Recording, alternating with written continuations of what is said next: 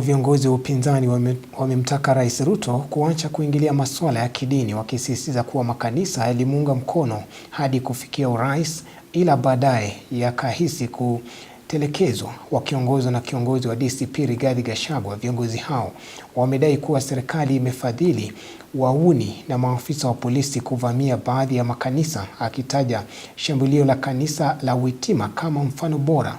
Maria Sebastian anatuarifu.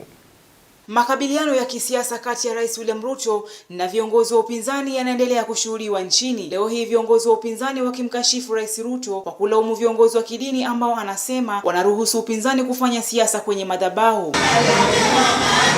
Gachagua akishikilia kuwa rais ametengwa na viongozi wa makanisa kutokana na mashambulizi ambayo serikali yake imekuwa ikipanga dhidi ya makanisa mbalimbali nchini. Kanisa imekukosoa kwa sababu umepotea njia. Ile matamushi inatoka kwa mdomo yako, hapana ya Mkristo na hapana ya rais wa Jamhuri ya Kenya. These, our bishops, our reverends, our evangelists convinced all of us, our members, that for the first time since independence, the Church of Christ had a candidate in William Ruto. Kwa hivyo watu ya kanisa wote wakakuombea, wakakupigia kura. Ulipofika ukageuka. You broke all the 10 commandments. Kwanza zile 3 ya maana sana: mauaji, wizi na uongo. Sasa hao wahubiri wanakazwa na members yao. Viongozi hao waliozungumza katika kanisa la ACK Kahuru, kaunti ya Murang'a, wamesema kuwa rais ameanza kuwatishia baadhi ya viongozi wa upinzani baada yake kugundua kuwa amepoteza mashiko miongoni mwa Wakenya. Sasa ametoka kwa matusi, ameenda kwa vitisho, na ameanza kutoa vitisho kwa viongozi wa upinzani. Mesikia yule senator wa Kericho Aaron Cheriot akisema eti huyo Rigiji alitusi rais na kuna mambo ambayo wanatafuta wamshike eti wamweke ndani.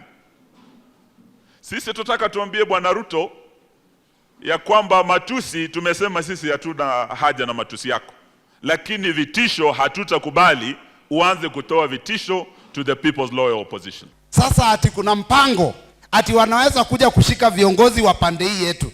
Nataka kuambia kama kuna kiongozi anastahili kushikwa wa kwanza, na hii naambia CS wa Interior Mheshimiwa Murkomen, yule wa kwanza unastahili kushika ni kiongozi yule alisimama mbele ya watu akasema vijana wetu na watoto wetu wapigwe risasi.